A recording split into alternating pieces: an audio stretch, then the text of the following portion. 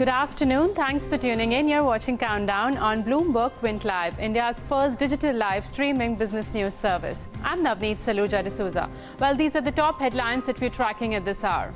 Markets remain subdued at the start of the truncated week. The Nifty trades around the 11,200 mark, taking support near its 50-day moving average. Pharma remains the biggest sectoral laggard. Aurobindo Pharma is seeing its biggest intraday fall in 8 years after the US FDA issued 7 observations for its unit, some of which are borderline data integrity issues. Another stock under pressure is Container Corporation. The Directorate General of Foreign Trade, that's DGFT, rejected 80% of the company's claims for export incentives. And BPCL continues to remain the top index laggard for the second day running. Well, those are the top headlines at this hour. We've got Neeraj joining us. Hi, Neeraj. Good afternoon. It's turning out to be a lackluster trading day, considering it's also a truncated week. Maybe traders will be jittery taking any fresh positions. Yeah, but around those averages, Navneet, we're finding some support. We'd spoken about this in the morning as well, that if the world remains an okay place, and after the cuts that we've seen, maybe, just maybe, we find some support. Let's wait and watch if that happens during the course of the day, the course of the week, I mean. Tomorrow is, of course, a holiday, but the rest of the week could be interesting. Banks are taking some support, and again, it's something that we spoke about in the morning, led predominantly by the mood change that have happened because of Hdfc Bank and Bajaj Finance's numbers. Could the financials have a slightly decent outing? That's the question that we asked, and arguably they are having that right now. Bring up the heat map and show you what's moving and what's not. And in terms of contributors as well, you will see that the decent moves are being made by amongst the top contributors should be Hdfc Bank in the session today, up about 1.5%, strong show, and that is rubbing off on the other private sector banks because Kotak, Axis, ICICI, all of them are doing well. Bajaj Finance also up about 0.75%, and then we spoke about in the morning that I think the market should take heart from the fact that a company at that base is still growing at 38%, which is quite remarkable, and they're choosing to grow at those levels. So that's the key point. So that stock too is doing well, but the real big movers today, you have to give it to Z. Recovered from the lows of the day today, a really smart move. Maybe some fund found value here, because that's probably what explains the kind of move that we've seen in the session today. Maybe some fundamental buying on the cash side and then a bit of short covering. Yes Bank about 10% higher as well. From 32 rupees, it's not seen even one really dull moment.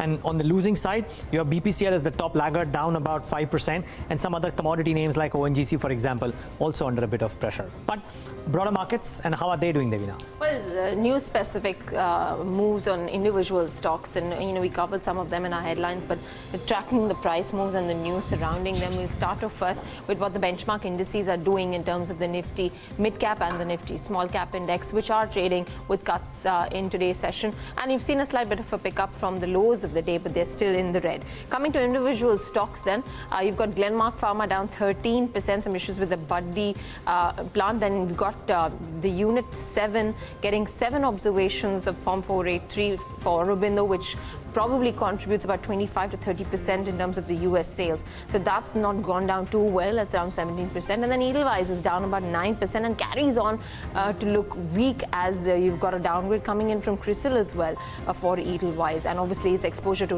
real estate is something which is keeping the counter soft. Aside from that, other stocks which are there on the move in today's session, you've got the likes of a Welspun Corp, which actually is Welspun Enterprises, actually, not Welspun Corp, but Welspun Enterprises is doing well in today's session.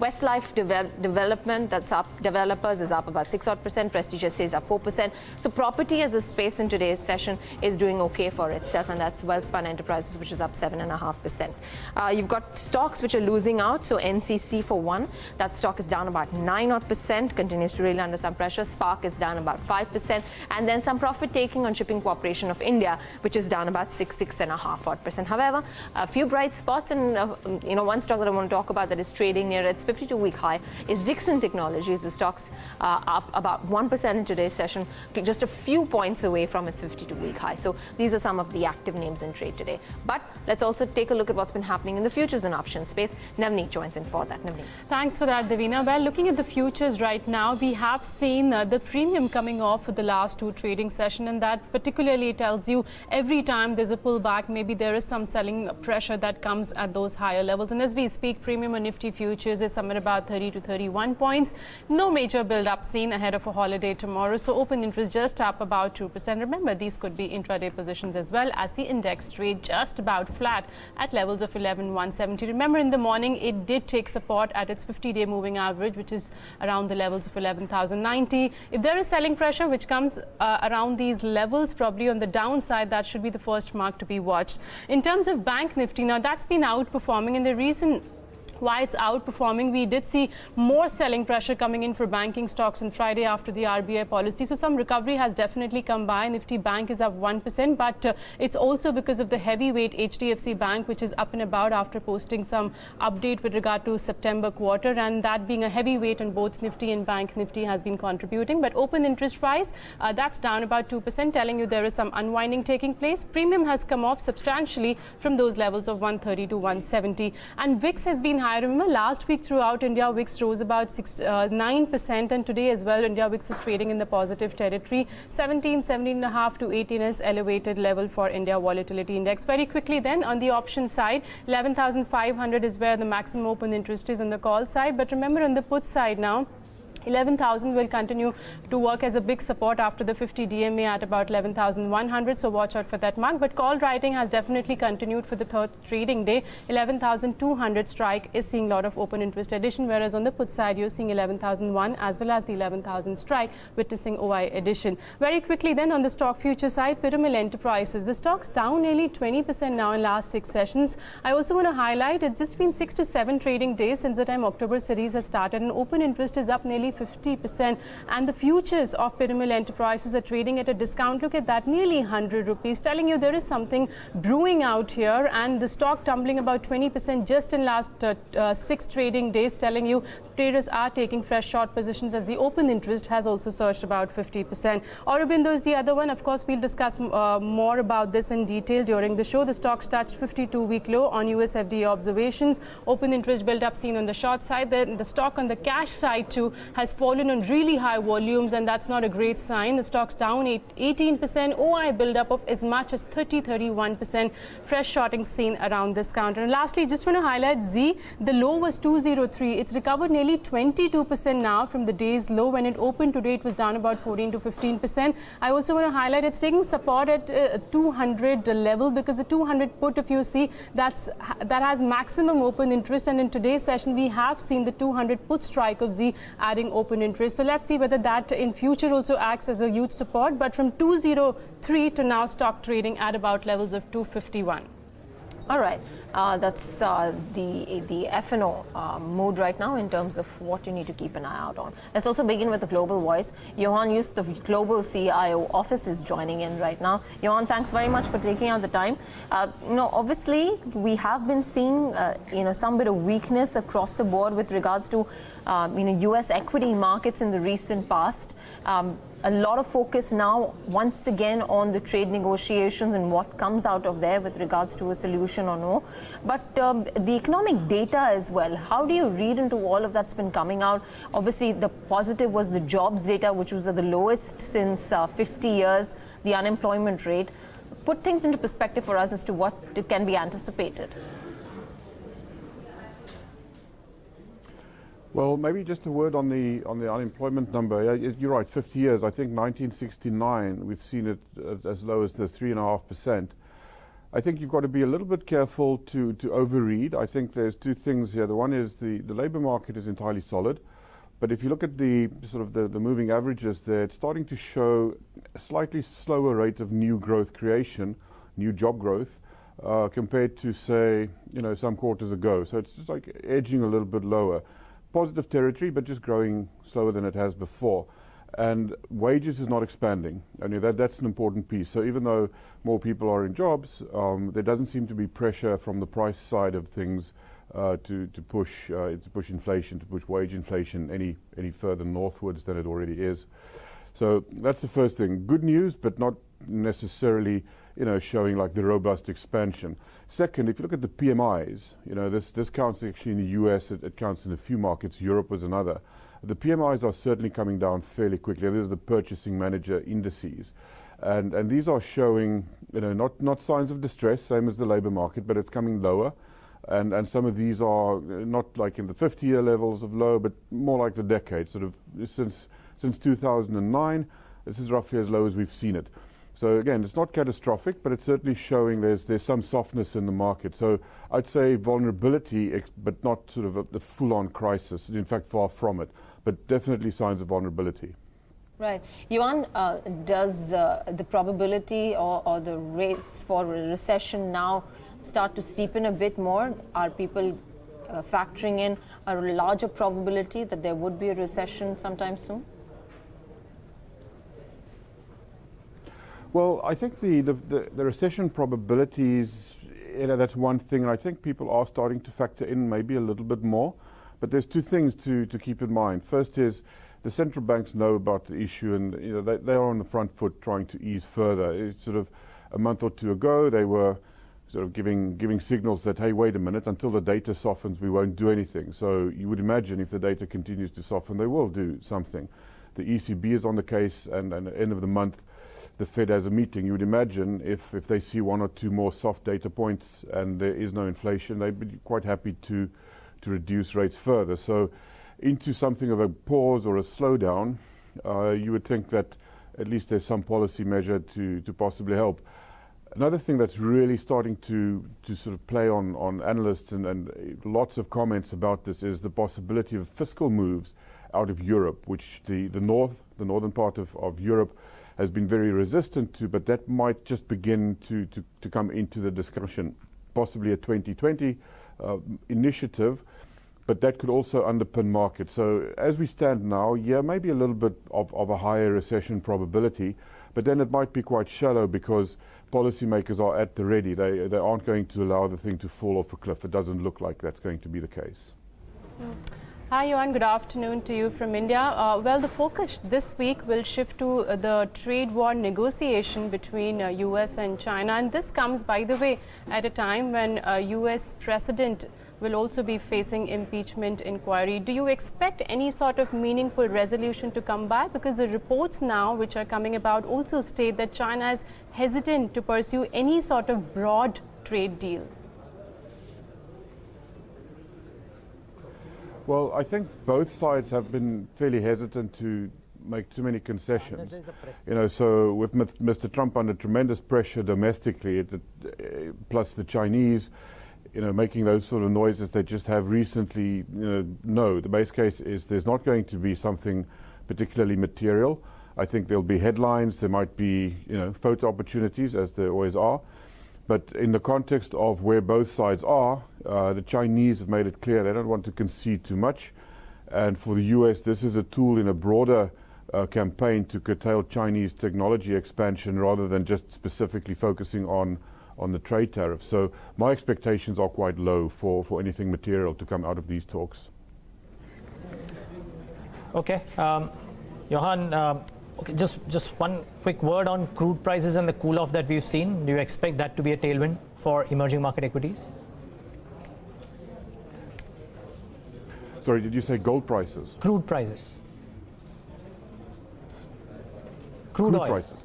Yeah, okay, sorry, just an issue there with the sound. So I think in the short run, no, not really. But I think that if you see that it's sustained and it continues sort of soft, I think that at least helps. The majority of emerging markets are importers. And as you've seen, all the numbers, Singapore is one example, I think India is another. The trade numbers globally are under pressure, and this is not helping the outlook.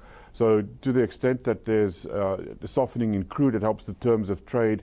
Generally speaking, that could be at least another thing, sort of, as we said, policymakers are on the case.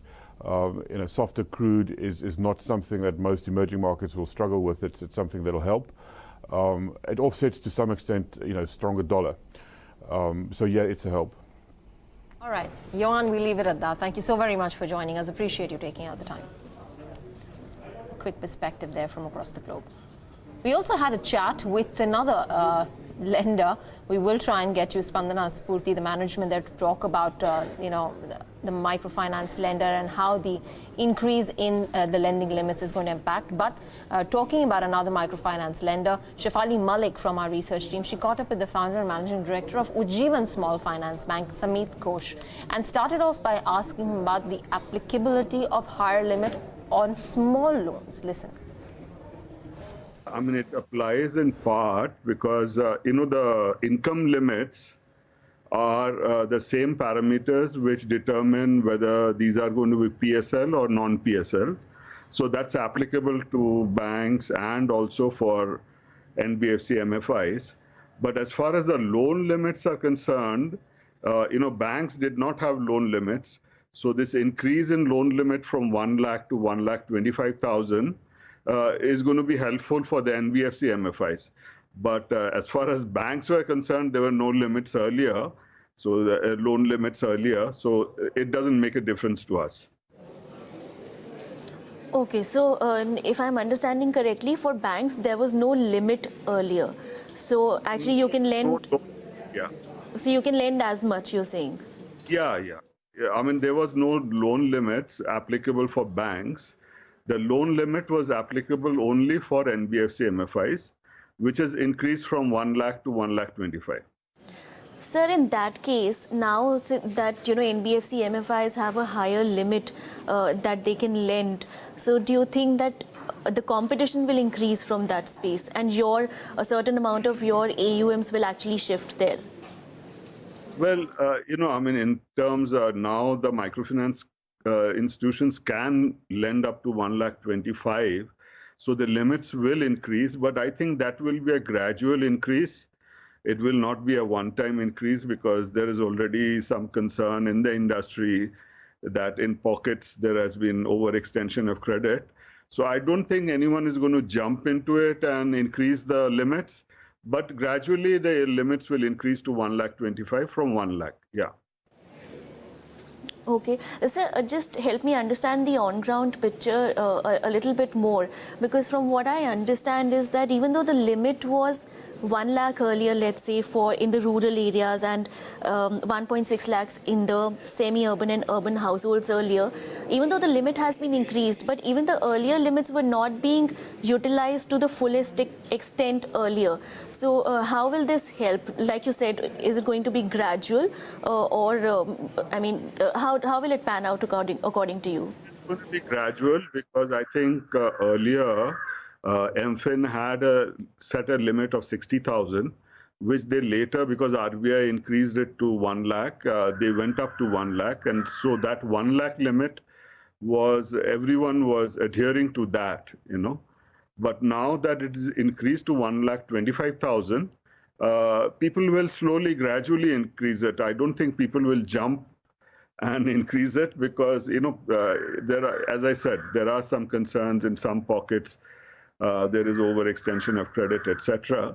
So people will not, jump into it and increase the loan AUMs all at once, Okay. Sir, talking about overextension of loans or over-leveraging, is it leading to any sort of asset quality issues that you're seeing, not just for you, but across the industry?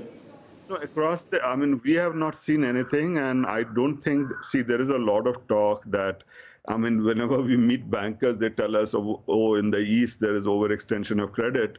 We are very active in the East, and we frankly have not seen any deterioration in our portfolio, And we have full faith in, the players there who are the big, like Bandhan, etc. They know what they're doing. And we have not seen any kind of deterioration in quality. The only places where there is some impact is, this year we've had a lot of floods all over India, and there the SLBC announces some kind of a relief mechanism for the flood victims. So there, temporarily, we would have had problems, but that also comes back to normal very fast, like what has happened in Kerala, what has happened in Odisha, etc. Mr. Ghosh, now that you're here with us, I want to know that couple of days back, MFIN and Sadhan collaborated to launch Code for Responsible Lending. And I was, the other day interacting with this person at Sadhan, and he told me that this platform includes all banks, NBFC, MFIs, and everybody in the industry. So first of all, is this code a voluntary code, or is this mandatorily binding on all? So it is a voluntary code, and I think slowly everyone will sign up for that code. There are some issues which needs to be ironed out on the code itself, and I think there has to be discussions right across all the different types of players, whether there are microfinance institutions, small finance banks, and banks. And generally, everyone is agreed to the limits which has been set up by the Reserve Bank. That is, that earlier was 1 lakh, and now it is up to 1.25 lakhs. There is no disagreement over that, But there are some minor points, wrinkles which have to be ironed out, and I'm sure everyone will sign in. Sir, one part was, of course, the limit which you spoke about. The other part of that code was that a client can only borrow from maximum 3 loan providers. So how will that shape up the industry? See, that 3 lender providers is not something which is mandated by the Reserve Bank of India. And it was done earlier when, frankly, from a credit perspective, the most important aspect is the amount of extension of credit, not the number of lenders, And there was confusion, who should be included in this 3? Should it be only NBFC, MFIs, or banks, or SFBs, etc.? So our request has been that instead of having this 3-lender business, let's just abide by what the RBI has set. It is 1 lakh and 1,25,000 now. That is the limit we should go with. Okay. Because this 3-lender business really doesn't make sense, and it adds to the confusion. Okay. Sir, shifting focus back to your operations, it's about the deposits traction right now in the industry. It was as it is difficult in last couple of months. And now there's also trust deficit that has creeped in with some of the mid-sized private banks, facing a lot of issues. So what is it that you are seeing, among your customers? No, frankly, there is no trust deficit as far as small finance bank is concerned. Any of the small finance banks. The trust deficit, as you know, is also with very well-established names and with some cooperatives. In fact, most of us are getting the benefit of people moving away from, say, cooperative banks and things like that, and moving their deposit to small finance banks. So from the small finance bank perspective, there's no issue at all. In fact, it is a sort of an advantageous situation. Well, the market is not seeing it that way, though. The stock is down about 4%, and it's certainly plaguing both Ujjivan and some of the others. What is not getting impacted poorly is, I think, Spandana Sphoorty. Again, today's moves and about 1% higher is notwithstanding. It's just the kind of gains that the stock has had since its listing has been going very, very strong. This does benefit the RBI guidelines. I presume do benefit them. And brokerages, by and large, remaining very bullish on the rural opportunity that is available for Spandana Sphoorty. So that's the other stock that you should be looking at. I think the trend that we've seen is some of these new companies that have gotten listed in the last few days or weeks or months, somehow maybe the valuation that they got listed at or otherwise have just found a fair degree of taking from the markets across the sphere. Actually, it's not just related to Spandana, but across the sphere. Yeah, in fact, despite of the liquidity crisis that we've seen, specifically the MFIs, be it Spandana, which listed in August, or for that matter, Credit Axis Grameen as well, the valuation is something about, I think, 2 to 2.5 price to book, which they're trading at. But the kind of caution, Neeraj, that they're exercising before lending out to the borrowers. In fact, we'll check with the management of Spandana as well. The average ticket size is something I think we should, ask them, because the limit could have been increased by RBI, but are they actually using that limit? That question remains unanswered. So let's get in touch. Let's get more perspective on this subject with Padmaja Gangireddy, the Managing Director of Spandana Sphoorty Financial. Hi, ma'am. Good afternoon, and thanks a lot for joining us today on BloombergQuint. First up, RBI increasing limits of MFIs to lend out from 1 to 1.25 lakh crore. Tell us, how does that benefit you as an MFI player, and also what's the average borrowing that currently your clients have?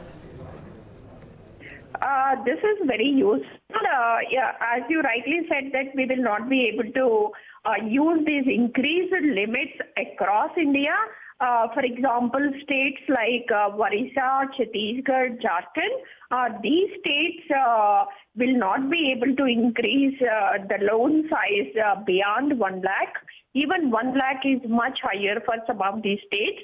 But again, some of the southern states, for example, Andhra Pradesh, Karnataka, Kerala, and again Goa, Maharashtra, these states, like, there has been demand for increasing the loan size.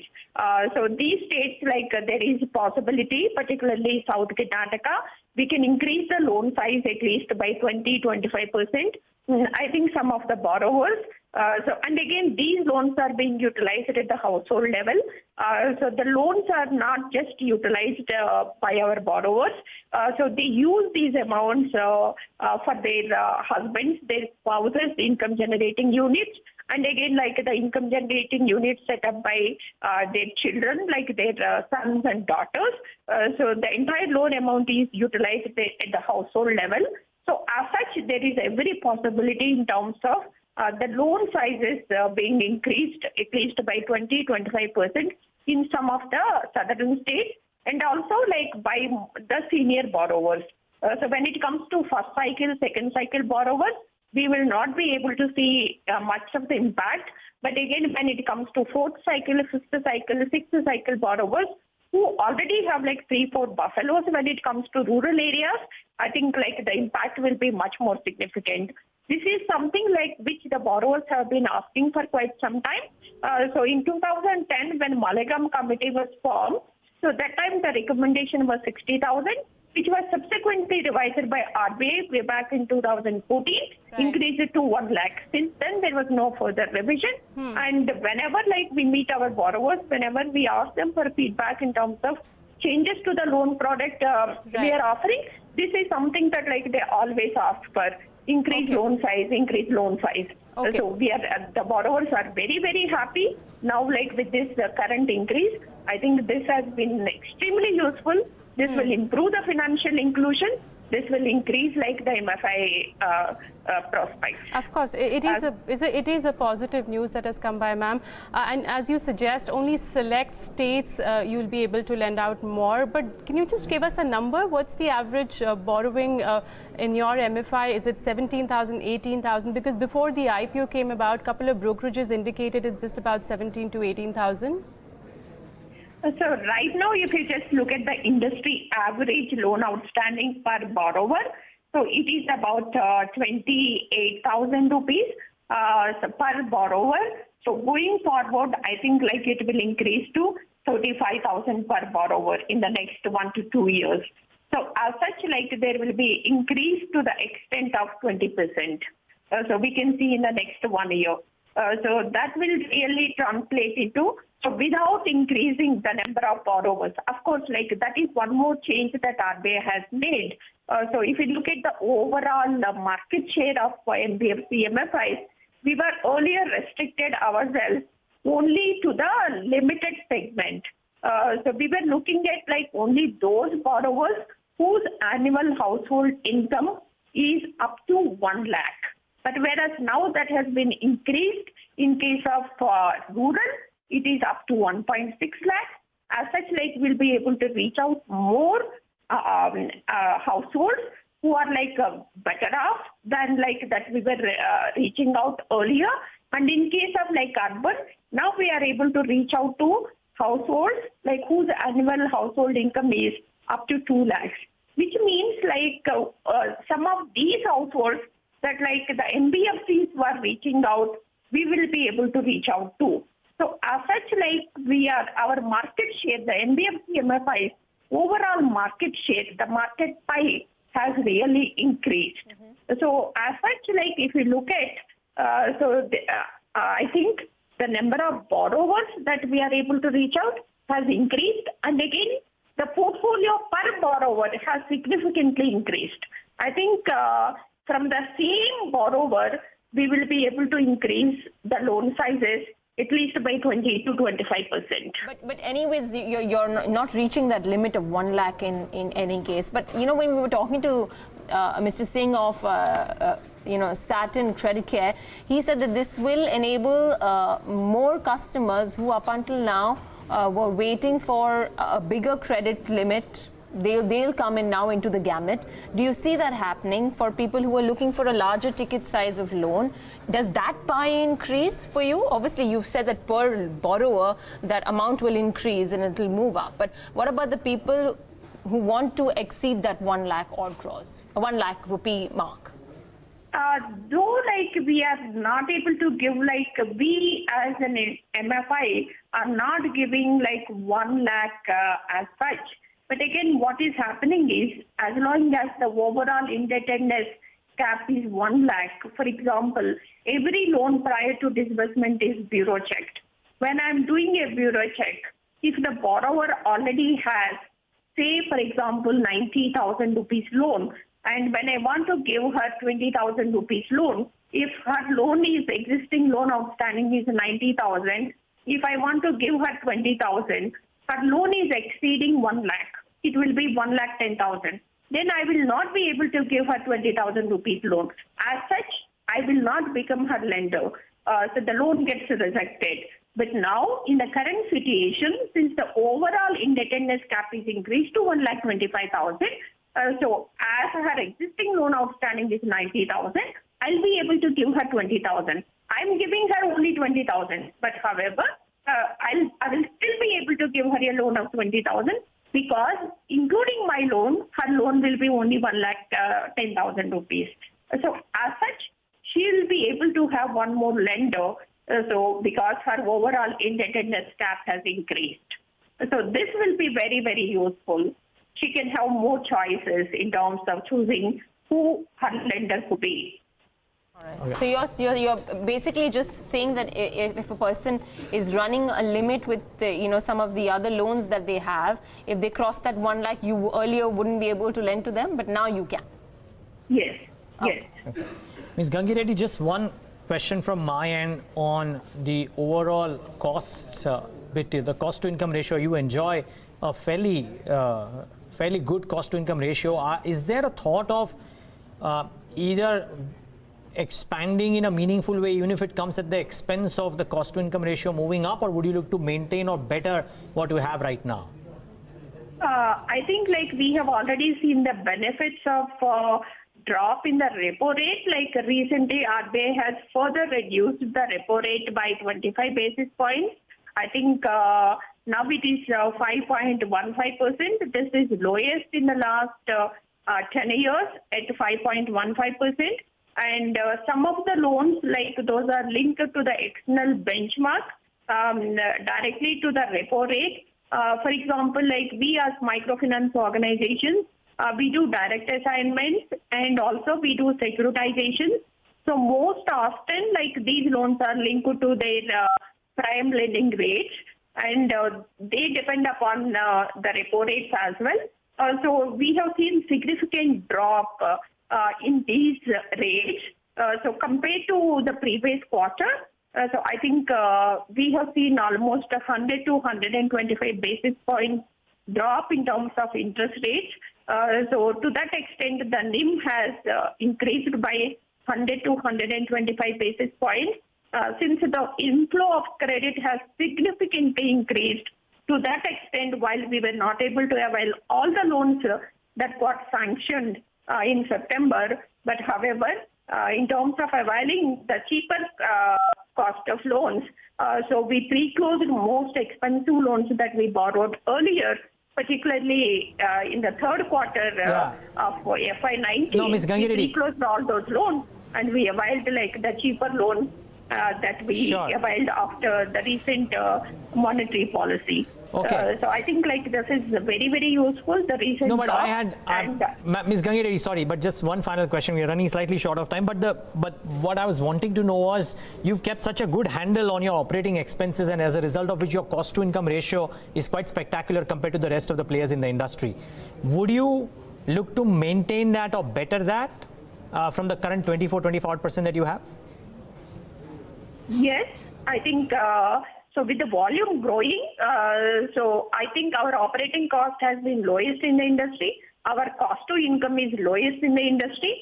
And however, having said that, our average portfolio as a branch was much lower compared to any other player while we were not able to grow while we were in CDR.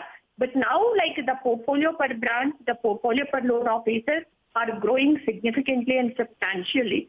With this, I think the operating cost will further come down and our NIM will further increase. Well, and our profitability metrics will further be better.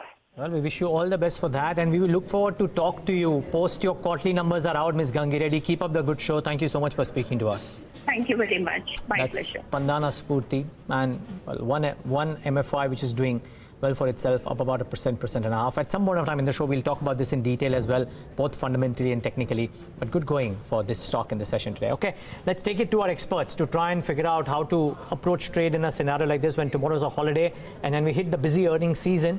And the world markets are not looking all that bad. Nifty Bank up about 1%. Hemant Kapadia of KR Choksi joins us right now with his thoughts on the charts, as does Shrikant Chauhan of Kotak Securities. Gentlemen, both of you, good afternoon. Thanks so much for joining in. Emil, let's start off with you. Did you anticipate this move on Friday? And if not, what is it that you're doing on the Nifty or the Nifty Bank? Are you taking a trade? No, Neeraj, the Friday move was surprising. I thought 11.2 would have held and held comfortably. Evidently, that's not happening. The only fly in the ointment was the VIX, which refused to go down. But interesting thing happened, Neeraj. I think the Bank Nifty started OI at 8.88 lakhs in the new series, and we doubled in a week, 17 lakhs. So we started very light, and we've added significant OI, which would have been short, I believe, the way the market has gone down. But currently I would not be so negative. I believe we are oversold. We are due for a recovery. And it's a bounce, but a bounce nevertheless. And I think the Bank Nifty is already showing some short covering. It's recovering a bit, and the OI is being reduced. I take that as short covering. We are at 28,006 in spot, about 28,175. I think things would be better. But keeping the weightage of the Bank Nifty in mind, I don't think the Nifty is going to remain isolated. So, yes, I would think a bounce is around the corner. It's probably begun today. If not, it will commence in the next 24 or 48 hours, but most probably done. So for the Bank Nifty, I have a buy call on the 28,500 31st October call option strike price at 600 stop loss 400 target 1000, because I think the Bank Nifty is setting the stage for a 500 point move, if not 700 in the next 10 days.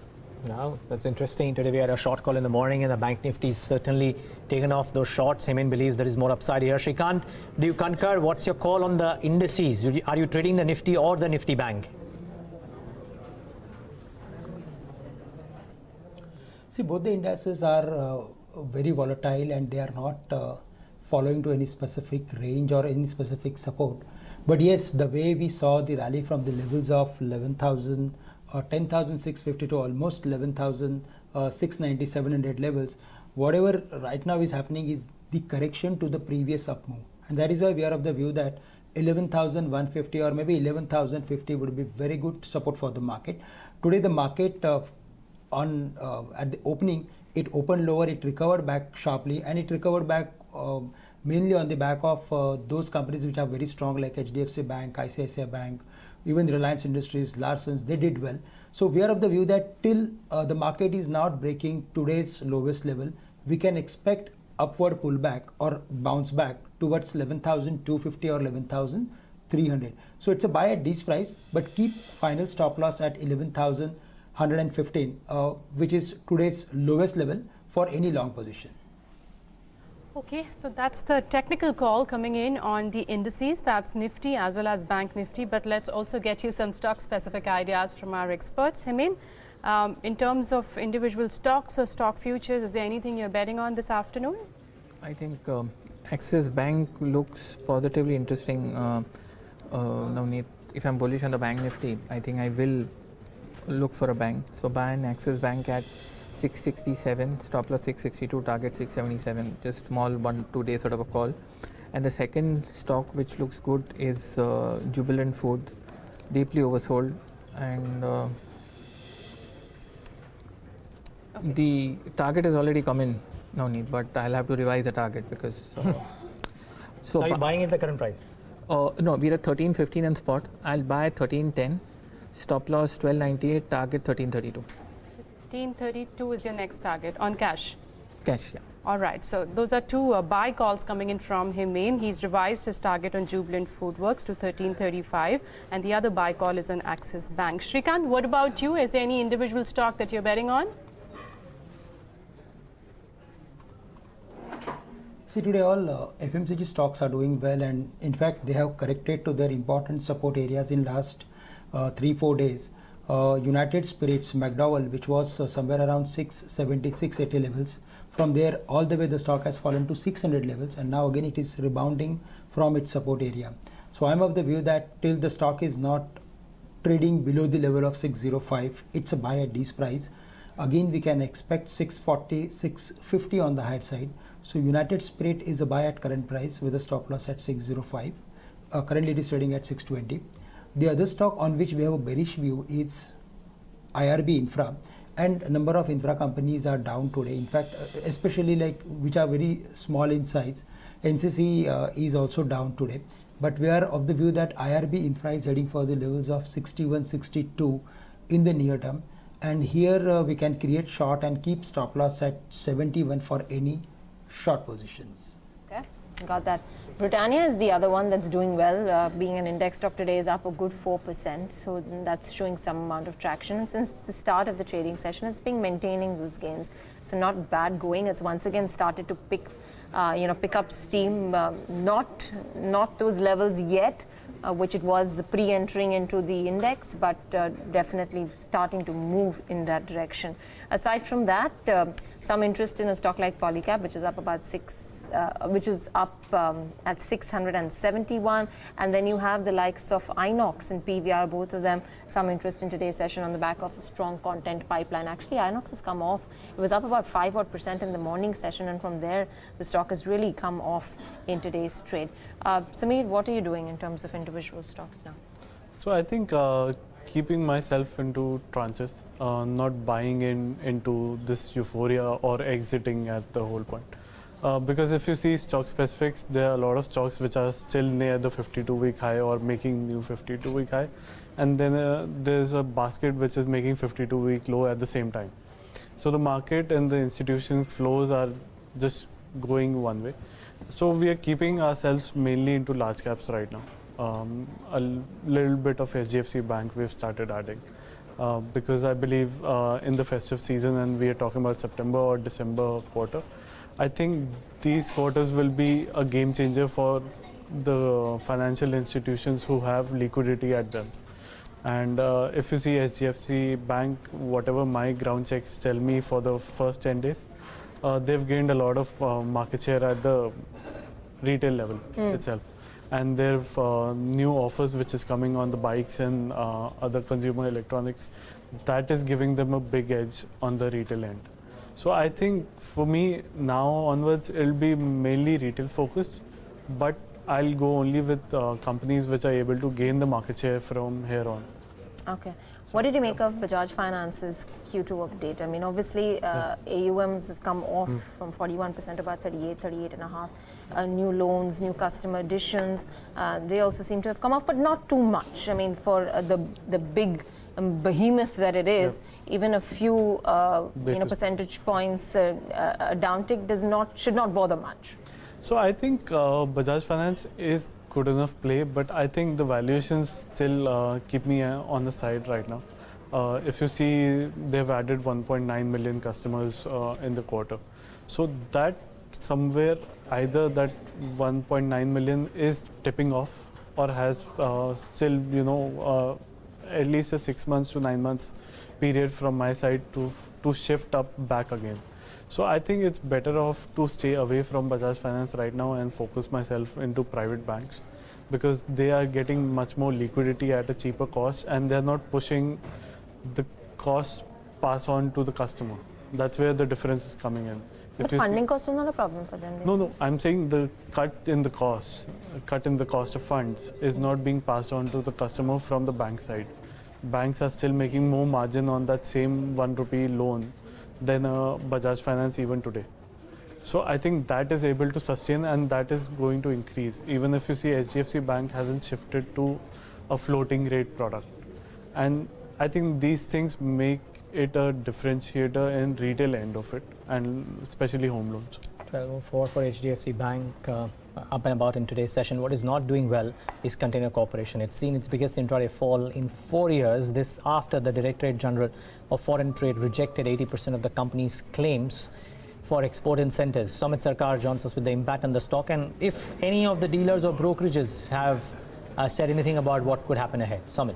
So if you see in an exchange filing, the company said that DGFT has disallowed claims worth nearly 861 crore rupees out of the 1044 crore rupees that the company had recognized, stating that the services provided towards customs transit of sealed container by rail transport are not eligible under SEIS benefit. So first, let's understand what is this SEIS benefit that these companies get. Now, SEIS was introduced in 2015 as a part of new foreign trade policy, and under this scheme, the government incentivizes exporters, all types of service providers who are located in India, irrespective of the nature of organization, with around 3 to 5% of this benefit for the total amount of services that they provide. Now, Container Corp till date had booked an amount of close to 1,044 crore rupees over FY16 to FY19, out of which 82%, that is nearly 861 crore rupees, was disallowed by DGFT. Now, the company will be contesting the decision of the DGFT. That is what the company said in its release. Now, if you see overall SEIS income before this DGFT clarification came in, accounted for nearly 21% of Container Corp's profit before tax over FY16 to FY19.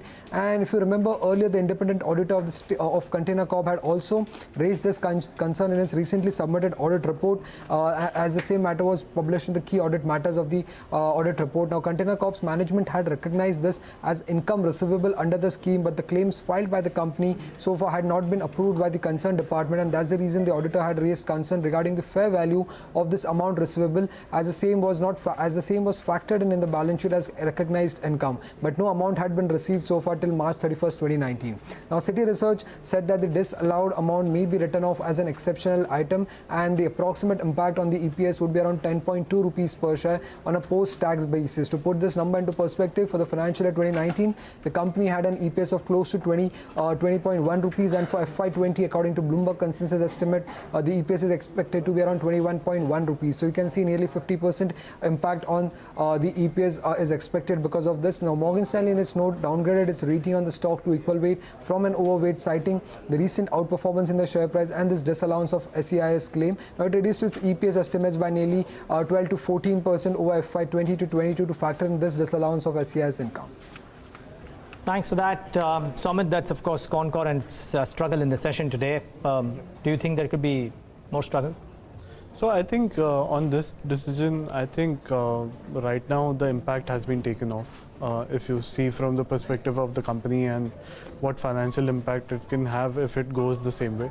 But I think there is a scope of reversal in this kind of a provision, because if you see, the court will take both sides, and it's just not that simple that because any provisions in the agreement or the policy hasn't taken a bit any kind of change, right? If your recognition is there, then you were accepting at a certain point. That's why it was coming as a receivable. If you see the business wise, I think Container Corp is one of the best and efficient PSUs if you see in that sense. Cash rich, not too much of debt if you remove this receivable. So I think now onwards, the only trouble with me was this divestment rally has just run up too much. So I would like to bring it around 500, 520 levels, then start a SIP over there, because right now it's still above the potential it has. Okay. So I think it's better off to let it cool off. Okay, that's the view on Container Corp. Remember, brokerages have said Citi is saying it's a 10 rupee impact per share, and of course, one of the other brokerages has mentioned EPS impact of about 12 to 13%. Maybe all that should be factored in, considering the stock's down about 40 to 42 rupees. The other stock, I think, which we highlighted at the start of the show is Piramal Enterprises.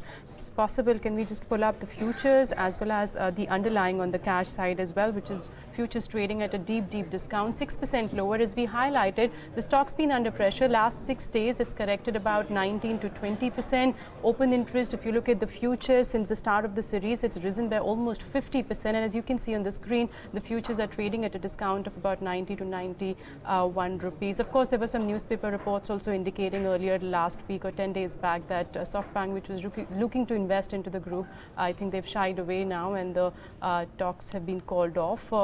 I mean, since you track the data pretty closely on the stock futures side, it's trading at a deep discount considering the correction that we've seen in terms of build-up also in the open interest side. Would you make of the move that we've seen? Is there more downside remaining for Piramal Enterprises?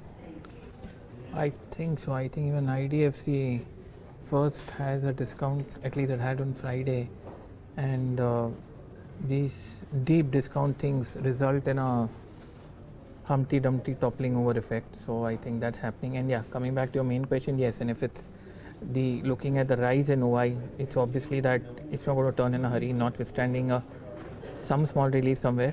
I think there is significant, if not decent, more downside left now. We are at multi-year lows. I believe we are at 2-year lows, and I believe we are going to go to 4-year lows. I think we are heading to a 1350, and it's slightly presumptuous to take that call now, but let's hope it stops at 1350. Okay, let's see whether it stops there or not. But for the time being, the stock is under pressure, down about 6%. Moving away from Piramal Enterprises, let's focus on the pharma space. Two pharma stocks that are bearing the brunt of regulatory action are Glenmark as well as Aurobindo Pharma. Aurobindo is witnessing its biggest intraday fall since 2011, while this is Glenmark's biggest drop that we are witnessing in the last 2 years. Darshan Mehta is here to take us all the developments there. Darshan, over to you. Yeah, so both the counters trading at fresh 52-week lows. For Aurobindo Pharma, what has happened is that the Form 483 for the Unit 7 has become public. There are 7 observations. More than the number of observations, it's the commentary that the US FDA has given that is quite serious, because if you see a couple of these observations, they are borderline data integrity issues. There were other issues as far as equipment cleanliness, quality control, documentation. But a couple of them, one of the observations was out of specification, which was pretty much similar to what Lupin had, and Lupin got a warning letter. So there were issues there. Why is this plant important? Almost 25 to 30% of the US sales comes in from this plant, so that is why it's important. Has almost 30 pending US FDA approval, so that will get delayed till the time these plant does not get cleared. And certain observations, as per some of the analysts we spoke to, are serious and could get escalated, and that's why Aurobindo is down almost 17 to 18% now. The other one is Glenmark, and Glenmark over the past few weeks has continued to slide. It got a warning letter for the Baddi unit following the OAI earlier. The inspection was in April, and that time they got 8 observations. So following on that issues, they were there. The unit contributes almost 7% to the top line for the US business, and there are no major pending observation. But Glenmark overall, there have been certain issues rather than just this warning letter. They haven't been able to get their debt down. They haven't been able to sell their API unit or hive that off. Approvals are not coming in. So it has problem of its own. And over the past few days, it has been continuously seeing weakness. And that's why Glenmark continues to slide. Right, Darshan, thanks very much for that. In fact, let's get in a voice who tracks this sector pretty closely. Surjit Pal of Prabhudas Leeladhar, he's joining us right now on the phone line. Surjit, thanks very much for taking out the time. And I want to first come to you with regards to, how detrimental is this, to Aurobindo Pharma and the sentiment that it draws out of this negative news of Unit 7 getting about 7 observations. It is more than the observations. It is about, or more than the number of observations. It is about the quality of the comments made in those observations. So I think observations 1, 2, 4, and 5 are pretty damaging, and those observations also raise questions about data, authenticity of the data, or the event actually took place or not. So I think we have read also Unit 3. Those observations where a company received EIR. But these are the observations are not that category of observations. These are really, really serious. All right. So, serious matter. all right. So what happens here on? As in, what do you feel is the procedure that carries forward from here? They've received these observations and they're pretty damning in nature, as you've said. We've seen the stock reacting negatively, about 17% under. But what's the way forward here now? I think the way forward is that company, the management will respond to those observations, and these both category of observations as well as responses will go to the select committee or review committee. So where this observant or this investigator will not be part of it, and they will send some queries. So assuming that those observations data might be right, so Aurobindo will be asked, most likely will be asked to reproduce that test and submit those data, resubmit those data to them. And then on that basis, what company had applied, situation will progress. All right. So till then, with regards to supply from this particular unit, because I believe that in terms of U.S. sales, 20 to 25% comes from this particular unit. There won't be any disruption, or there could be a disruption. I think so.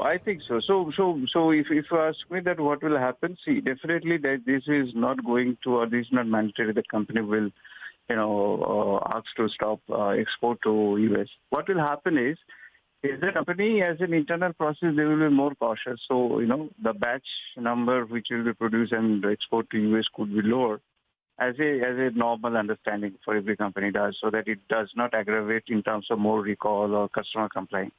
So they will be double cautious before sending any batches. So that way your revenue flow will be impacted, and if it leads to any kind of restructuring inside the company or the data generation, which will also increase your overhead, or if you require any consultant, which could be possible, then your overhead cost also will go up. So your margin could be impacted, your profit quantum could be impacted. Do you think there could be a bigger chance of, a negative rating for this, de-rating coming in for Aurobindo on the back of this, or it's just going to play out till you get more clarification from the management and whether or not this is as serious as it is made out to be? I think a large part of the market will be waiting for further clarification from the management and what has happened for the development between the management and the company. So people will be waiting for taking further call on that. Till that time, it will definitely hang over in the valuation. What's your price target now, revised or otherwise, on both Aurobindo as well as Glenmark? Yes, it will revise. I will revisit. I will revise. Acha, you haven't cut it as yet? No, I haven't cut it. On either of them?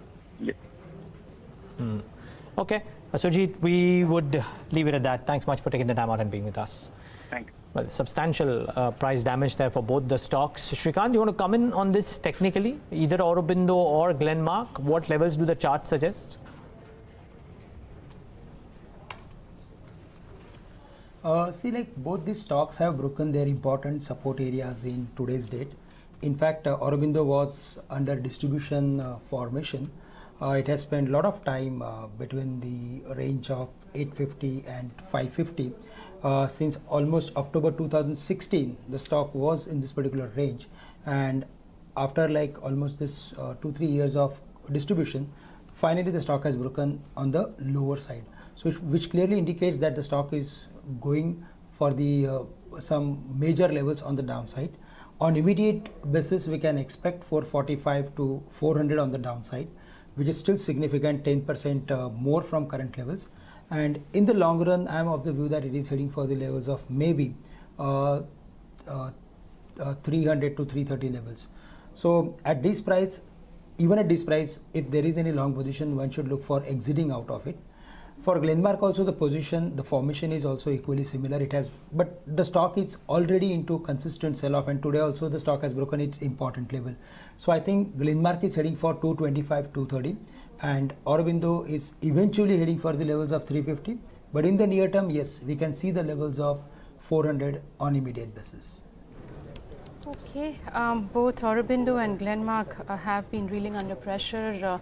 The data integrity issues could be serious according to what the analyst just highlighted. But Samir, let's wrap this conversation by taking your view as well. Sharp correction in both the stocks. Sometimes you just tend to look at the valuations. Then if I look at both the stocks, I think they're one of the cheapest in the pharma pack, trading at 10 times. Do you get any sort of comfort, or because one has received a warning letter and the other has received the observations are related to data integrity, which can be severe going ahead? What do you do? So I think if you see, the whole issue started 2.5 years back, right, throughout the pharma sector, and it hasn't recovered at all at any levels. In this 2.5 years, a lot of balance sheets have gone to net debt, and they're coming to a working capital debt. So that's the worst thing which can happen to a pharma company, which is taken always as a cash company and cash generating company. So there have been very few which have been able to maintain the cash flows even after facing the US FDA. And for me, Glenmark and Oro are the worst at the bottom two levels. So the cash flows have really deteriorated at these two companies. Aurobindo now incrementally is facing US FDA issues, which are reversible, let's say, in next 6 to 9 months, if not less than that. So I think it's better to exit right now. I don't see any recovery in both of them. And I would only enter when the balance sheets improve for them, rather than, getting one US FDA EIR and then next day you again getting another plant into trouble. So I think it's better to stay away right now. All right, stay away from both these pharma companies is what Samir is advising. But shifting focus from that, Reliance Nippon Life AMC is now Nippon India Mutual Fund, and this after Reliance Capital chose to exit the mutual fund business in an attempt to pay the group's debt. Yash Upadhyay caught up with the top management to understand why Nippon Life is so bullish on India and what's the fund's strategy for the Indian market. Listen in. We have very strong confidence or conviction that Indian economy grow furthermore going forward.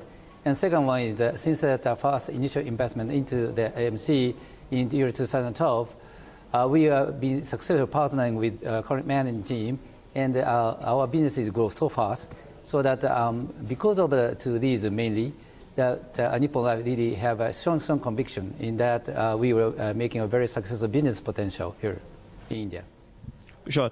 My next question is to you, sir.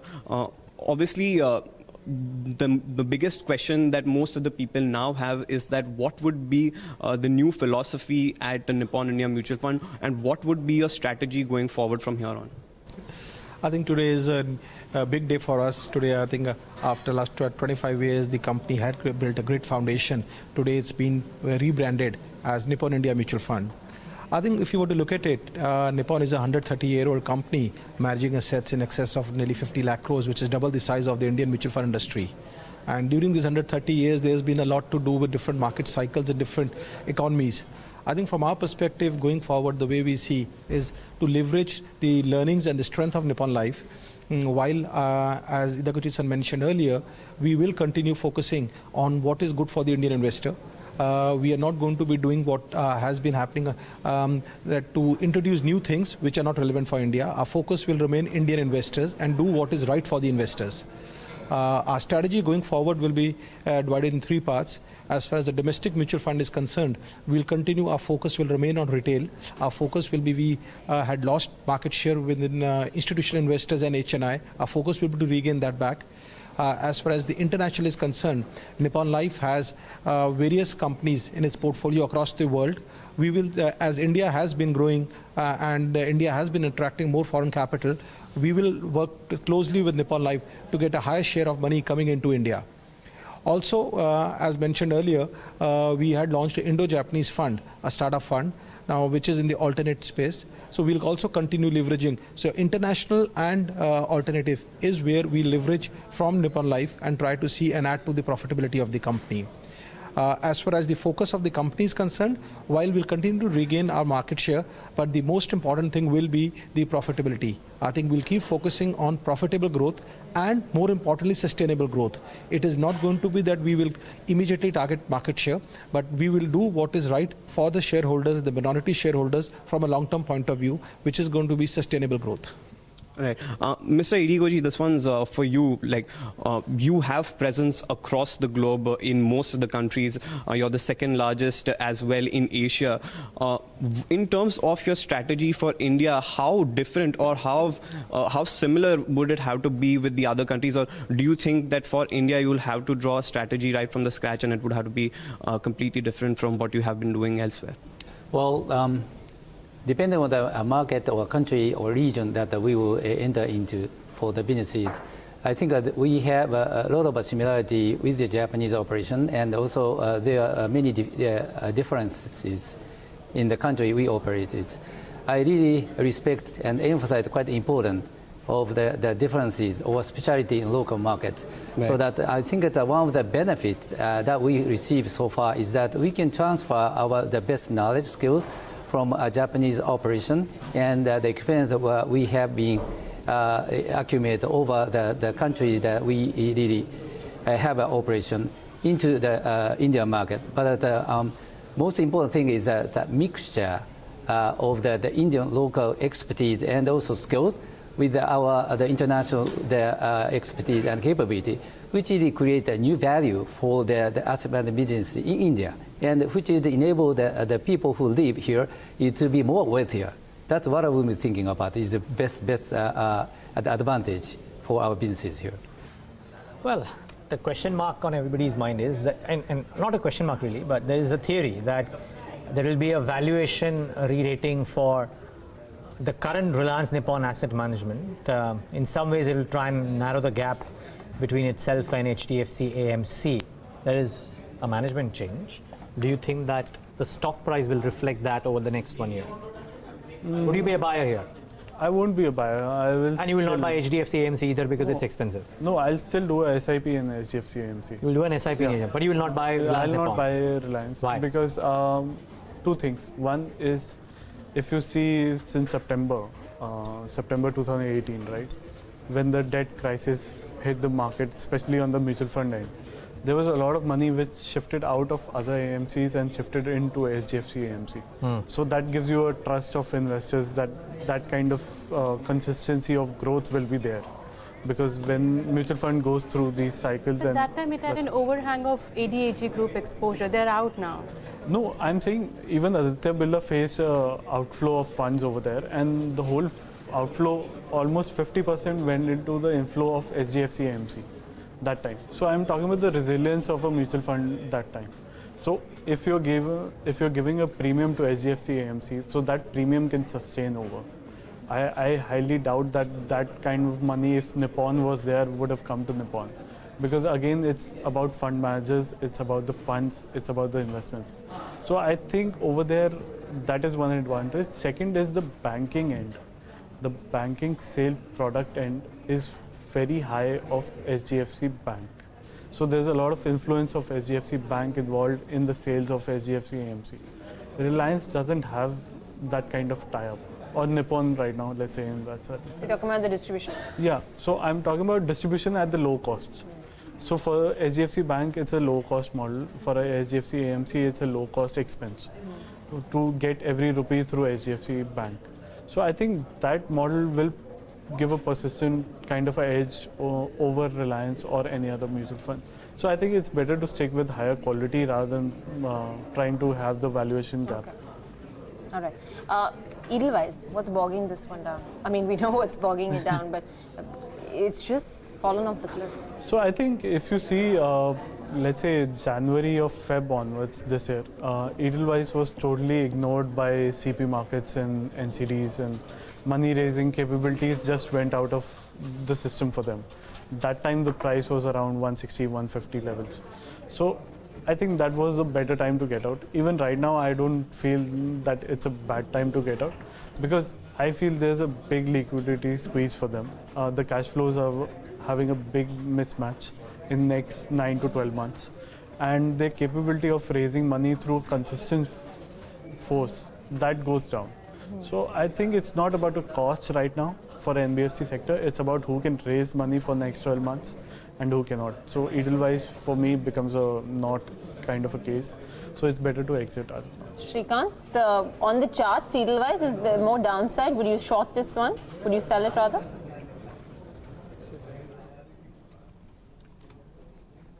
I think, see, the stock has broken all its important support areas. In fact, we were of the view that the way the stock was holding above the level of 9600, we were of the view that it is going to bounce back again. But maybe because of weakness in the market, and again mid cap and small cap stocks are again falling, I think the stock is heading for the next levels of close to 65, 66. So at this price also, if like really somebody is having any say like old holdings, then one should look for exiting out of it, and one can shift into some other businesses, because all these stocks are falling vertically. They are falling like it was around 135, 130 levels. From there all the way the stock is falling, and now it is at 80. Prior to that it was at some 200 levels. From there the stock has fallen vertically to the levels of 130, 140. So it clearly shows that someone is exiting out of it and entering into maybe some other stocks. But one thing is very clear, that the stock is falling with very good volumes, which is not a good sign for the stock. That's Edelweiss for you. In the last 6 months, the stock has depleted about 60% of shareholder value. I want to talk about another stock, and Heyman, I'll come to you on Sterlite Tech. You saw it move up to levels of 176 sometime during mid-September. From there, now it's almost, I think, broken down below its 50-day moving average also in today's session, and most likely you might just see a close under it. What does one do now? Stay away from small caps and mid caps. You can't generalize, but no, there are still a few. For the next quarter or two. Going to Stertech, I think we made a double top at 400, so we still continue to sink. So I don't think anything exceptional looks like happening. I would stay away for the time being, and I don't think there's a huge upside left, a huge downside left. But the downside is not yet over. So frankly speaking, not a clear view. Don't see it going above 180. We break 140 like we are on the verge of breaking. See, we go back to 130, and below 130 we go back to test the earlier bottom. So not looking very hunky-dory. You know what, banks are coming off. Axis Bank is actually moving higher, and it's now currently up about 2.78%. It's trading at the highest point of the day, so do watch out for this one. 674 and counting for Axis Bank. Then a couple of other names which have inched up a little bit include an Indiabulls Real Estate, which has moved from the red into the green, 2.87% higher in trade. Good going for this one as well. Bank Nifty is flattened out completely, but some of the banks seem to be doing okay. Anyways, more market voices. In the Monetary Policy Committee cut the benchmark interest rates for the 5th time in a row on Friday, but more than the rate cut, the focus was on the central bank's commentary, which said that it will remain dovish for as long as it is needed to revive growth. Vidham Desai agrees with the MPC's stand and says that there is hope for aggressive rate cuts going forward. Listen in to a slice of a conversation that he had with Bloomberg earlier today. This dates back to June 2018. Now we know in hindsight that the economy actually started slowing after that quarter. And post that quarter, actually the RBI raised rates a couple of times, once in June and then again in August. And it wasn't until February this year that it actually started cutting rates. So the economy was bearing tighter than required interest rates for almost 8 months. So I think, bulk of this slowdown that we've seen over the past several months, I think is largely because of monetary tightness. And the need of the hour is to loosen rates a lot more. And the metric that I look at is the nominal GDP growth minus the repo rate. And when you look at that, that's actually close to all-time lows, which means there's enough room to cut interest rates further. So I was hoping that the RBI would go a little bit more on Friday. We were forecasting 25 basis points because what we forecast versus what we hope are two different things. But I really hope that the RBI takes this more more aggressively in its next meeting and cuts rates even more aggressively. So how much more aggressively are you looking for? As we were just talking about with Anaban, they're at 5.15%, so there is room there. Does the RBI just keep, easing as long as necessary? So, you know, the historical average gap between nominal GDP growth and repo rate is about 600 basis points. If we assume that the nominal growth is around 10%, which is what the RBI is forecasting, then repo rates can fall as low as 4%. It's not what we are forecasting, but what I'm suggesting here is that there's a lot of room for interest rates to fall in India, given how weak nominal GDP growth is. Ridham, you are known for your calls on equity markets. You're normally pretty on the ball. So give us some of your, I guess, earnings estimates growth for the likes of the Sensex and what sectors you're looking at in particular. Yeah, so see, I think the equity markets is not just about what the data is, but what's priced in. And I reckon that a lot of the bad news is in the price. So stock market valuations are looking particularly attractive. And as we can all see, the sentiment looks fairly broken. So when the sentiment and the valuations both are as low as they are right now, usually, if you look back in time, it's been a good time to buy equities. So somebody who's patient and has a time frame of 12 to 18 months, I think when you look back at this time frame, the last 4 or 5 months may turn out to actually be a good time to have bought equities, notwithstanding the fact that there could be some more near-term pain before it all settles down. So I'm not arguing for a V-shaped recovery in stocks from here, but I think it's a good level to deal with stocks. Now, as far as earnings are concerned, we've been recurringly disappointed on earnings for various reasons, and reasons keep emerging. The latest round of reasons came from the non-banking finance sector and overly tight monetary policy. So we've had a fair bit of disappointment on earnings growth. Companies in India have just not been able to expand margins. Our view is that this tax cut that the government has put through, sets the stage for better margins as we go forward.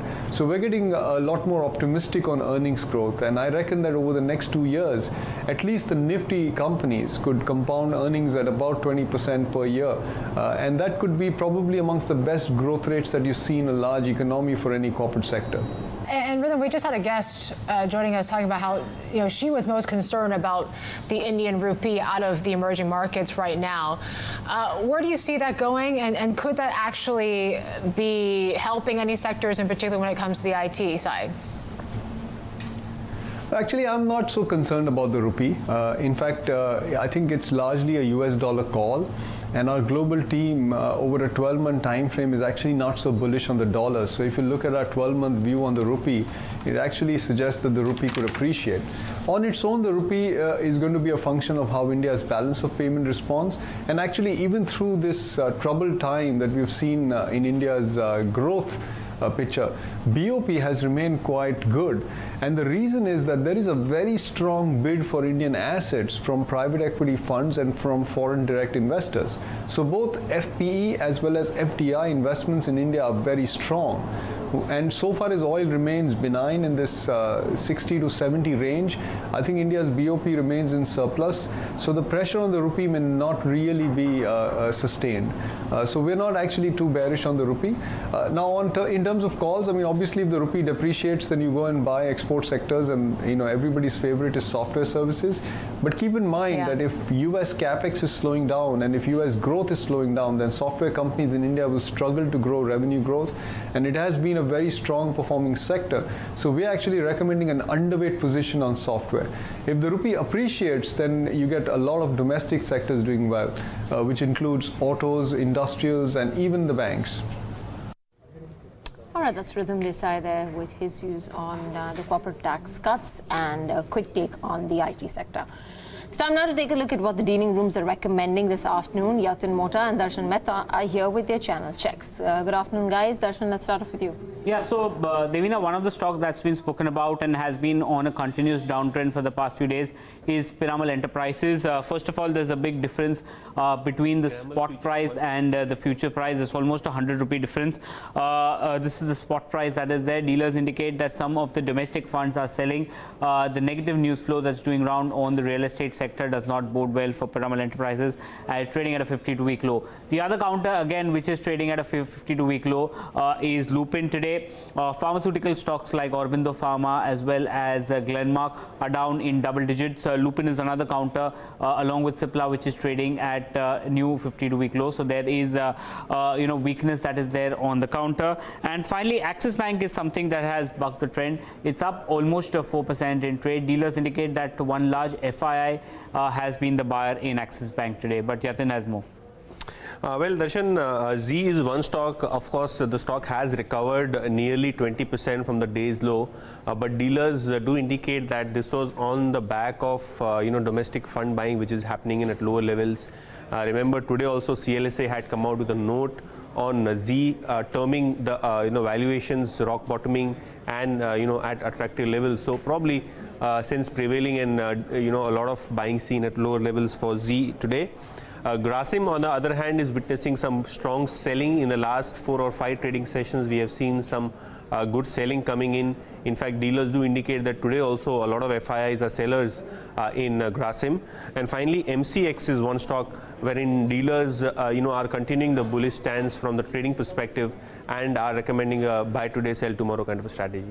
Right, Yatin, thanks very much for that. Shrikant, in fact, let's come to you on Z. Obviously, the intraday play would have been, bumper for someone who was able to get Z somewhere closer to 200, 210 odd. But aside from that, maybe a slightly longer positional call on Z. What would that be on the short side, on the long side? I think it was a deep sell-off that we saw in today's date. It was like down by 10% while opening. And I think because there was like hardly any further more selling, the stock has started recovering on the back of short covering. So I'm of the view that the stock is going to spend time between these levels, 200 and maybe 250, 255 on the higher side. But eventually the stock is going to go down. That's the overall view, because the stock is heading for its long-term support, which is around 155, 160 levels, which it has broken in the year of 2013, 2012. So there I think the stock is moving. So even at this price, it's a sell. Or if somebody is having positions, I think one should look for exiting out of it and can focus on any other stock. Okay. Well, I'll, just that time to get in some closing strategies going from our experts. Heyman, I'll come to you first. Your top closing strategy. By the way, the long call that you gave on Axis Bank, are you squaring it off or carrying it home? No. It's a great market. No more guts. One more holiday. No. Square off. Make money. Take home. Okay. What about a closing strategy? Closing strategy. I have a buy call on TVS Motor, BTST. BTST, TVS Motors. Typically, Heyman's recommendations: 2% target, 1% stop loss. It's perking up as we speak. 399. Shrikant, what about you? Your top closing strategy? I think the market has broken its support area, and it has broken its today's lowest level, which was around 11,115. So I'm of the view that the stock market is heading downward, and it is heading for the levels of maybe 11,015 or 10,900 on the downside. So at this price, one should look for adding some short positions to its trading portfolio. DLF looks weak to us. It is trading around 143, 144. It's a short at this price with a stop loss at 147, and we can expect minimum 135 to 132 on the downside.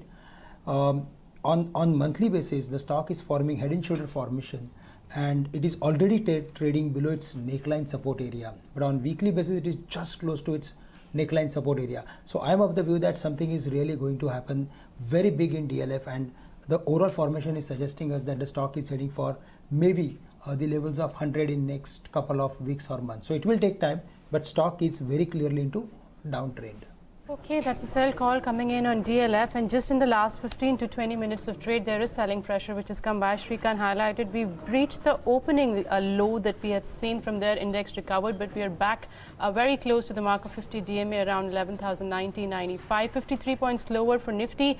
Bank Nifty also has given up majority of its gains, and what's dragging the Nifty lower, I think Hdfc Bank, which during the session today was up about 2%, has given up all its gains. It's at day's low now. now, down almost 0.4%. Even the other heavyweight, Hdfc, I believe, is now trading in the red. So these two heavyweights definitely are dragging Nifty lower. Hdfc also at day's low. And pull up the other heavyweight, ITC, which has seen some selling pressure in the last 15 to 20 minutes of trade. It's down as much as 2.5% as we speak, around the levels of 250. And that's the contribution list. Of course, Axis Bank providing some support, but clearly ITC, TCS, L&T and Hdfc, all these heavyweights have been dragging the index lower. Samir, closing thoughts from you. Markets have been jittery. We've given up, I think, 50% of the gains on Nifty that we've seen post September 20th. What do you do now? Is there any investment opportunity, or you wait for the Q2 numbers to come by? So I think I'll wait for Q2 and Q3 numbers to come by, because Q2, I think for me, will be again a washout. I don't believe there will be any upticks that majorly. There might be company-specific upticks, but on a sector-specific, I really doubt it. Q3 might help you with certain consumer names. So I think over there, that will give you a better measure. But irrespective of that, keep a SIP in stocks, the good names, the branded names. Don't try to look for a value hunt right now, because I think the whole macro developments are much more drastically coming off month on month rather than, showing any improvement signs. So I think it's better not to be trapped in all these kind of news-based movements rather than sticking to your investment thesis. All right. We'll let you go on that note, Samir. Thank you very much for joining us. A quick take on Britannia, Heming, at 29.55 now. Obviously, not close to its pre-index levels of about 3,200. I think 3,200 is what it hit. What would you do? Is there more scope on the upside? A bounce, yes. And I think the FMCG basket seems to be slightly more sanguine. So yeah, a bounce definitely. Devina, sustainability only above 31.25, but yeah, small bounce, yes. Okay. Jubilant Foodworks, Shrikant at 13.18. What would you do?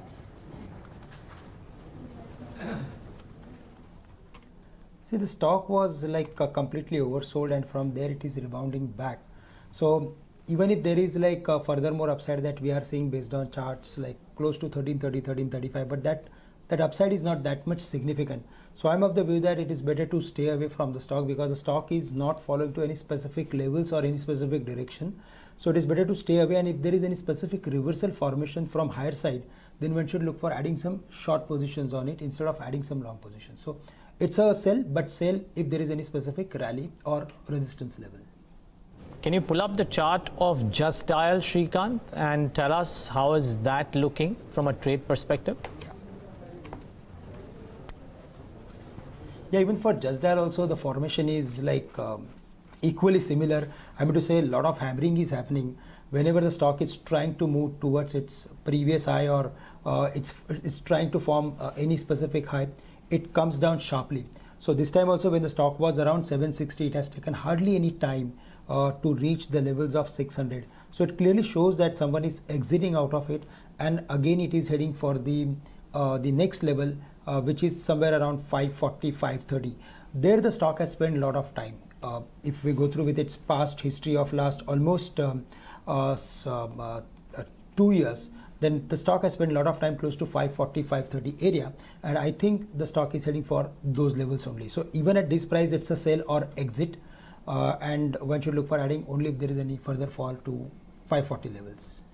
Okay, stay on, gentlemen. We'll just take in closing thoughts from you. But as we wrap up the markets, it turns out to be a disappointing day of trade. It was volatile and choppy at the start, but it's ending the way it started, in the red for the Nifty and the Sensex. The Bank Nifty too was flattened out completely. It was in the green, about over a percent for the Bank Nifty today intraday, but has succumbed to some selling pressure in the second half of trade. We'll look at the individual components in a bit. But the mid cap and the small cap indices should also come up on your screen. Those, and small caps in particular, have gone down and stayed down. But the large caps, and let's try and examine what's really led to this late pullback of sorts, if I can call it that. The gainers first, which tried to withstand the selling. So Yes Bank, 7.5% higher. Z about 5% higher. Britannia has not done well, not done too badly. Axis Bank about a couple of percentage points.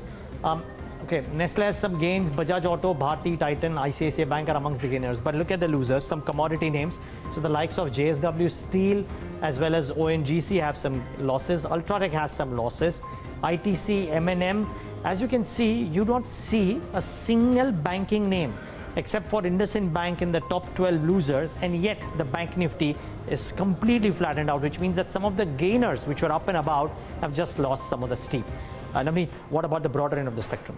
Well, underperforming the frontline indices for sure today, and that happened for throughout the session because the mid-cap as well as the small-cap indices were under pressure right from the word go. But I'll start off with some gainers today. Shriram Transport gained about 4%, so that stock saw some bit of buying momentum in today's trade. 4.5% higher is where it's closing. Berger Paints, I think in the morning session also it opened in the green and it built on the gains, and you can see towards the end the stock's actually closing at the high point of the day, which is technically viewed as a positive sign. So 436 in a weak market for Berger Paints. And we've been talking about Jubilant Foodwork, the other QSR player, that's Westlife Development, that too gained about 8% today. So good going, 6.5% towards the end. It petered off a little bit of gains. And Cummins was the other stock which held on to its gains, I believe. The stock was trading with gains of 2 to 2.5% today, finally closing around the levels of 562. On the losing side, clearly it was the pharma pack which was under pressure. So Aurobindo Pharma fell as much as 17 to 18% and finally closing at day's low with cuts of 20% on account of observations issued by US FDA in Form 483, which related to data integrity, which is considered as severe by the street. So 451 for Aurobindo, and Glenmark on the other side received a warning letter from US FDA for its Buddy unit, and that stock's closing with cuts of 9%. And ContainerCom, of course, we've been discussing this stock since morning. That's closing with cuts of about 6 to 6.5%. And Ashok Leyland, after announcing no working days at a couple of its plant, also saw some selling pressure, down 5%. And the other stocks, Piramal Enterprises, which has fallen about 20 to 21% now in the last 6 sessions. Just look at that, it closing at days low, cuts of 8% coming about for Piramal. Futures have been trading at a deep discount, and oil marketing companies which were gaining saw profit booking today. So HPCL from the broader market saw correction of about 4%. Got the market close for you, and my producer also tells me that Aurobindo Pharma, this is one of the worst closings that the stock has seen since October of 2008. So since the time of the financial crisis, this has been the worst drop for Aurobindo Pharma. But that's how Nifty is closed. Bank Nifty is in the green, but absolutely flat. Nifty closes with cuts of 54 odd points. And then you've got Sensex, which is also marginally under by 0.5% in today's session. Quick take on what we've got in terms of point contributors, and we move on to the broader market space and how turnover has looked this afternoon. Axis Bank, ICICI Bank, Britannia today doing okay. Z, that big intraday move of 22%, taking it from being deep in the red to finally closing in the green. And then losses from TCS, L&T dragged the index lower along with Hdfc Bank. All right, let's also take a look at the market breadth today, which gives you a better picture of the entire listed universe on National Stock Exchange. Of course, we opened with declines being more than advances, but towards the end, the gap only widened of about 1:2. That was the market breadth today in favor of the declines. I also want to pull up the India Volatility Index. Last week, it was up 9 to 10%, and today, even at a time when the index was in positive throughout the session, India VIX has remained in positive. 17.8 is where it's closing. Last turnover then, and what we've been seeing over the last few days in terms of the NSE cash market turnover. So this has come actually subpar. Just about 30,500 odd crores. We're used to seeing 35,000 plus. And even on the F&O side, at the start of the week, about 8.5 lakh crores is what you've got. But quick closing comments from both the technical experts. Shrikant, I'll come to you first. What is it that you watch out for? It's a holiday tomorrow. You come back on Wednesday. What is it, the most crucial thing you watch out for? See, it was quite surprising that the Nifty has again broken the level of today's opening, which was completely surprising for me. But the way it has broken this level, and there was again broader participation from almost all the stocks, and advanced decline ratio was down. I think it is heading for the levels of minimum 11,000 and maximum could be 10,900. So even at this price, it's a short, or if really somebody want to go short, then I think on Wednesday one can look for adding some short positions, because the breadth is weakening and it is heading for the next level of retracement. Even if we go through with the volume and the other parameters, the markets are very clearly down. Heyman, do you agree? Keep adding shorts? No, I'll wait a bit and go long. Maybe a couple of days here and there, but yeah. What levels? I'm not saying the market doesn't look like going down, but I'd say you have less to gain. I don't want to get stuck or trapped in a short. Yeah, if we break 11,100, we'd see another 70-80 points, but holiday, so probably by Thursday we should be posting a small bottom or before, and I still say we're going to see a smart upside. Sustainability, zilch, but a smart upside, and everything is going to stage a comeback. Okay. But I think it's too late to short, too early to buy. Ideally not a trade, but yeah, I would not short over here. So do, as of now, just stay safe, do nothing. Yeah, Wait for clear because picture. like Navneet said, the VIX is at 18. This entire 1,000-point move, we've not gone below 15. There are no event risk left. Credit policy is gone. You have results coming in, but everything else is out. So the VIX not coming down is really not a very comfortable sign. And if I look at the VIX technically, I think the VIX is, if it closes above 18.5, it could go another 1.5 points up. So things are dicey. Okay, got that. We'll close it on that note. Heyman as well as Shrikant, thank you very much for joining us this afternoon, the both of you. And also on that note, it's a wrap from Navneet, Neeraj, myself and the entire team that's put this show together. Thank you so much for watching.